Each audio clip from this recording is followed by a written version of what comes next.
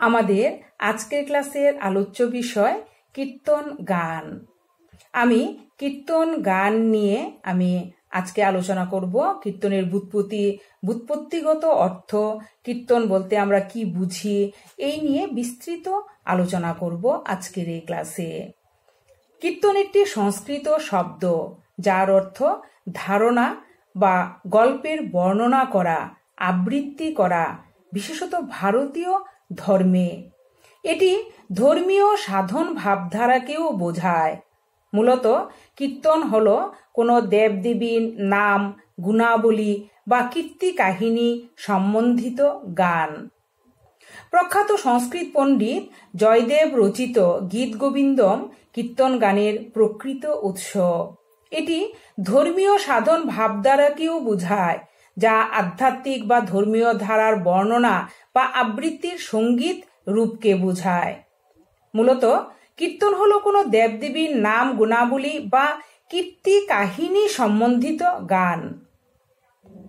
জয়দেবও কিন্তু এই কথাই তার গীতগোবিন্দমে এ কথাই বলেছেন, এবং তার যে গীতগোবিন্দম, সেই গীতগোবিন্দম কাব্যই কীর্তন গানের প্রকৃত উৎস আমরা বলতে পারি।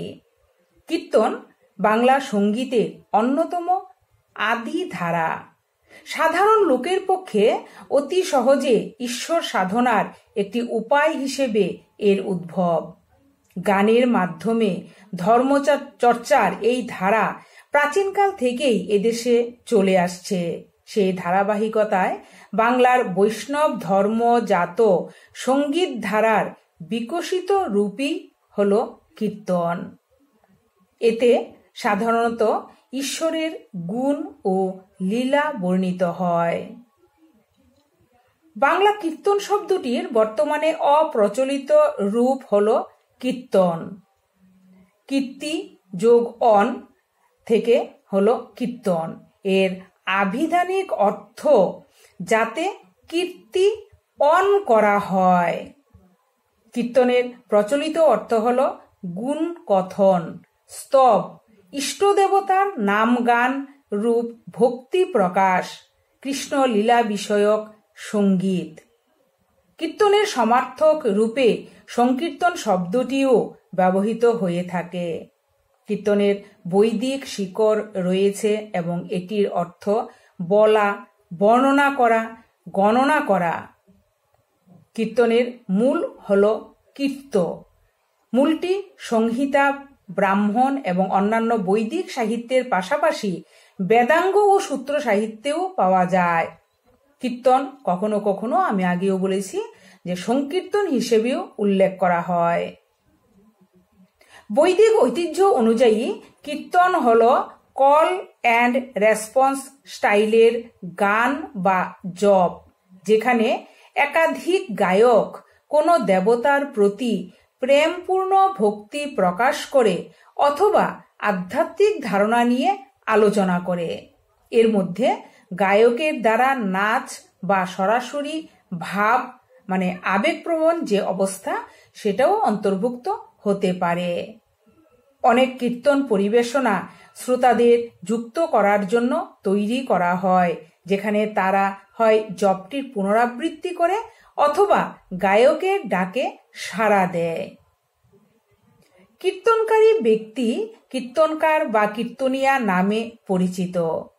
কীর্তন সম্পাদনের মধ্যে রয়েছে আঞ্চলিকভাবে জনপ্রিয় বাদ্যযন্ত্র, যেমন হারমোনিয়াম, বীণা বা একতারা, তবলা, মৃদঙ্গ বা পাখোয়াজ, বাঁশি এবং করতাল। এটি হিন্দু ধর্ম, বৈষ্ণব ভক্তিবাদ, শিখ ধর্ম, সন্ত ঐতিহ্য ও বৌদ্ধ ধর্মের কিছু রূপ এবং অন্যান্য ধর্মীয় গোষ্ঠীর প্রধান অনুশীলন। কীর্তনের সাথে মাঝে মাঝে গল্প বলা এবং অভিনয় করা হয়। গ্রন্থগুলি সাধারণত ধর্মীয়, পৌরাণিক বা সামাজিক বিষয়ের অন্তর্ভুক্ত হয়। কীর্তন দুই প্রকার: নাম কীর্তন বা নাম সংকীর্তন এবং লীলা কীর্তন বা রস কীর্তন। হরি বা বিষ্ণুকে সম্বোধন করে হরে কৃষ্ণ কৃষ্ণ কৃষ্ণ হরে হরে, হরে রাম রাম রাম হরে হরে। এই যে 16 পদ বিশিষ্ট কীর্তন, এই কীর্তনের নামই হচ্ছে নাম কীর্তন বা নাম সংকীর্তন। অবশ্য নাম কীর্তনের এই বোল ছাড়া আরো বোল আছে, সেগুলিও নাম কীর্তন হিসেবেই প্রচলিত। আর রাধাকৃষ্ণ এবং গোপী শ্রীকৃষ্ণের কাহিনী অবলম্বনে যে পালা গান, তা হলো লীলা কীর্তন। পরবর্তীকালে গৌরাঙ্গ বা শ্রী চৈতন্যের কাহিনী অবলম্বনেও লীলা কীর্তনের প্রচলন হয়। কয়েকটি প্রধান লীলা কীর্তন হল গোষ্ঠ, মান, মাথুর, নৌকাবিলাস, নিমাই সন্ন্যাস ইত্যাদি। এগুলি আবার পদাবলী কীর্তন নামেও পরিচিত। জয়দেবের গীত গোবিন্দম কীর্তন গানের আদি উৎস, সেটা আমি আগেও বলেছি। এতে বিভিন্ন রাগ ও তালের উল্লেখ আছে। এর পদগুলি যে সাঙ্গীতিক কাঠামোতে রচিত, পরবর্তীকালে কীর্তনের ধারায় তার প্রভাব পড়েছে। বড়ুচণ্ডীদাসের শ্রীকৃষ্ণ কীর্তন থেকেই কীর্তন নামের এই সঙ্গীত ধারার বিকাশ ঘটে। এই সময়ের কাছাকাছি মিথিলার কবি বিদ্যাপতিও ব্রজবুলিতে কীর্তনাঙ্গের বৈষ্ণব পদ রচনা করেন। পঞ্চদশ শতকে চৈতন্যদেবের আবির্ভাবে কীর্তন গানে অসামান্য ব্যাগ সঞ্চারিত হয়। তিনি ছিলেন নাম কীর্তনের প্রচারক। নাম কীর্তনের প্রচারক ছিলেন চৈতন্যদেব।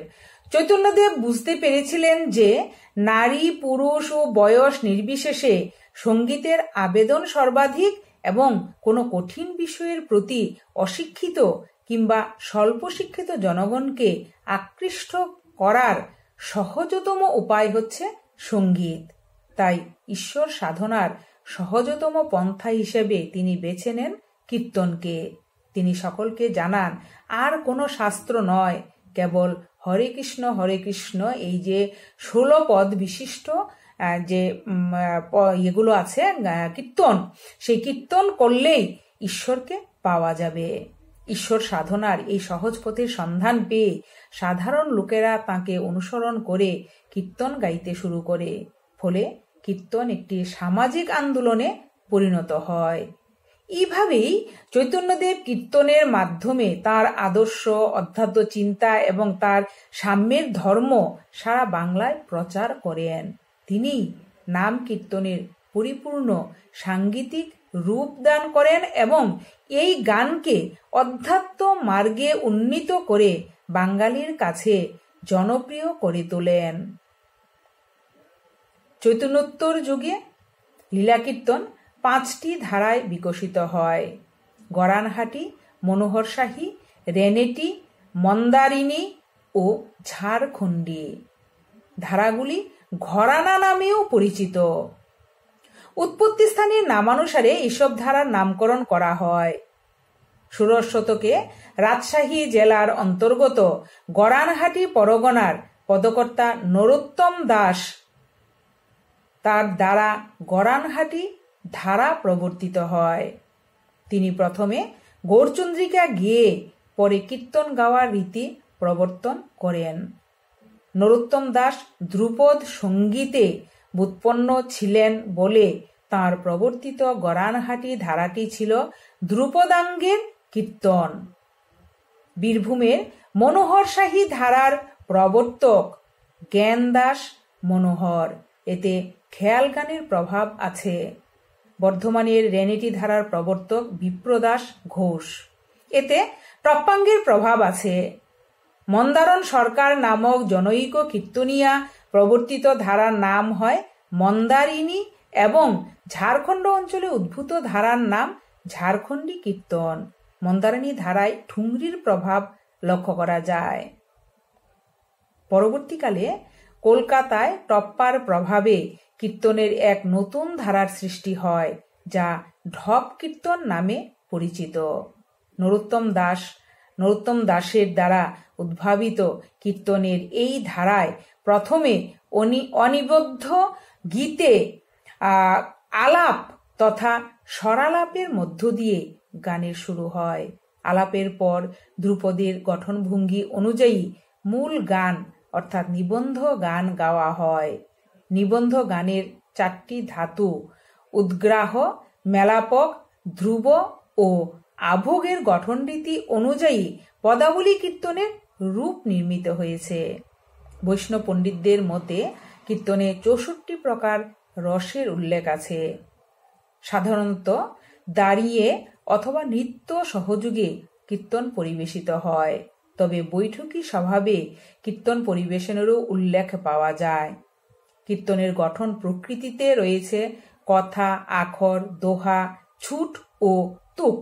এতে আখরের প্রয়োগ খুবই মধুর ও আকর্ষণীয়। কীর্তনের একটি পদ গাওয়ার পর আখর দ্বারা সঙ্গীতের মূল কথাটি ভাব ও রসে ভরিয়ে তোলা হয়। কীর্তন উচ্চাঙ্গ সঙ্গীত ধারার গান। এর সুর ভারতের অন্যান্য অঞ্চলে বিশেষ করে হিন্দুস্তানি সুরের প্রভাব থেকে মুক্ত এবং উদার ভক্তি ভাব রসে পূর্ণ।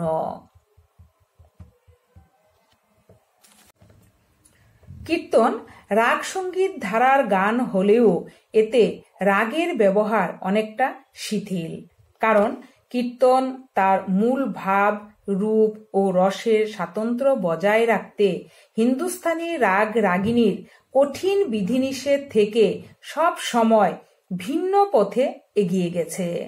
তবে কীর্তন গানের একটি বিষয় লক্ষ্য করার মতো যে তা সাধারণত সম্পূর্ণ জাতিতে অর্থাৎ 7 স্বরে গীত হয়ে থাকে। সারব এবং ঔরব জাতির গান তুলনামূলকভাবে কম। কীর্তনে তরি, কামোদ, শ্রীরাগ, পাহাড়ি, পটমঞ্জরি প্রভৃতি রাগ রাগিনীর ব্যবহার ছাড়াও প্রাচীন রাগ রাগিনীর পরিচয়ও পাওয়া যায়। কীর্তন গানে ভারতীয় প্রাচীন তালের বৈচিত্র্য লক্ষ্য করা যায়। দ্রুত, মধ্য ও বিলম্বিত এই 3 লয়েই তাল বাজানো হয়। এর তাল বিভিন্ন ক্রিয়ার মাধ্যমে প্রদর্শিত হয়, যেমন তাল, ফাঁক, কাল, কষি বা কুশি ও অর্ধ তালি। কীর্তনে বিভিন্ন প্রকার তাল ব্যবহৃত হয়, যেমন ছোট লোফা, বড় লোফা, রূপক, জ্যোতি, মধ্যম 10 কষি, বড় 10 কষি ইত্যাদি বিভিন্ন রকম তাল ব্যবহৃত হয়।